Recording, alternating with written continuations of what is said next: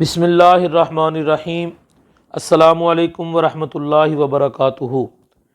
ناظرین اکرام، آج آپ کے سامنے حضرت حسان بن ثابت رضی اللہ تعالی عنہ آپ کی سیرت کے حوالہ سے چند باتیں پیش کریں گے۔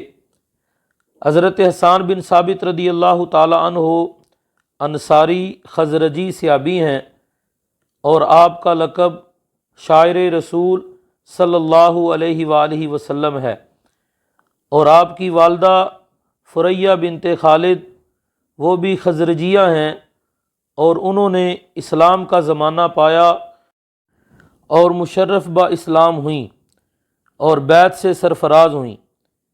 حضرت حسان بن ثابت رضی اللہ تعالی عنہ کی کنیت زیادہ مشہور تو ابو الولید ہے، لیکن ابو الحسام اور ابو عبد الرحمن بھی تھی۔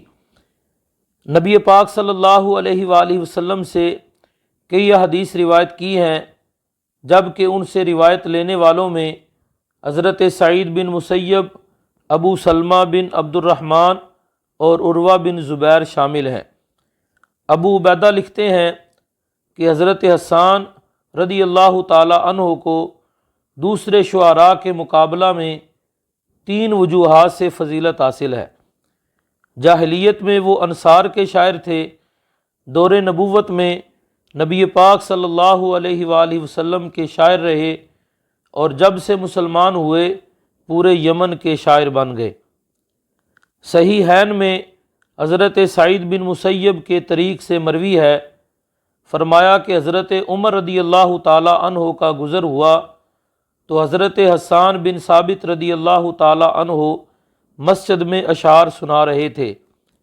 حضرت عمر رضی اللہ تعالی عنہ نے انہیں گھور کر دیکھا، جس پر حضرت حسان بن ثابت رضی اللہ تعالی عنہ کہنے لگے، میں اس وقت بھی اسی مسجد میں اشعار سناتا تھا جب اس میں تم سے بہترین شخصیت موجود تھی، یعنی نبی پاک صلی اللہ علیہ وآلہ وسلم۔ پھر حضرت ابو ہریرہ رضی اللہ تعالی عنہ کی طرف متوجہ ہو کر کہنے لگے، ابو ہریرہ، میں تمہیں اللہ کی قسم دے کر پوچھتا ہوں، بتاؤ تم نے نبی پاک صلی اللہ علیہ وآلہ وسلم کو یہ الفاظ فرماتے ہوئے نہیں سنا کہ میری طرف سے جواب دو، اللہ روح القدس سے اس کی امداد فرما۔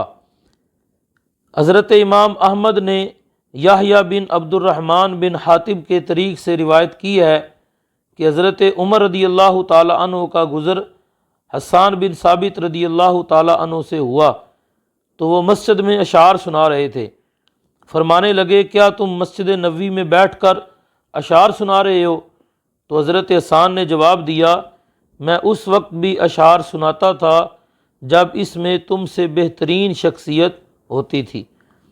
صحیحین میں حضرت براء رضی اللہ تعالی عنہ سے مروی ہے کہ نبی پاک صلی اللہ علیہ وآلہ وسلم نے حضرت حسان سے فرمایا کہ مشرکین کو جواب دو، حضرت جبریل تمہارے ساتھ ہیں۔ حضرت سیدہ عائشہ پاک رضی اللہ تعالی عنہ آپ سے مروی ہے کہ نبی پاک صلی اللہ علیہ وآلہ وسلم حضرت حسان کے لیے مسجد میں ممبر رکھواتے، پھر وہ کھڑے ہوتے اور ان لوگوں کی مذمت بیان کرتے جو نبی پاک صلی اللہ علیہ وآلہ وسلم کی شان میں گستاخانہ کلمات کہتے۔ آپ صلی اللہ علیہ وآلہ وسلم نے ان سے فرمایا، روح القدس حسان کے ساتھ ہے جب تک وہ اللہ کے رسول کا دفاع کرتا رہے گا۔ مشہور قول کے مطابق حضرت حسان بن ثابت رضی اللہ تعالی عنہ کا انتقال 40 ہجری سے پہلے ہوا۔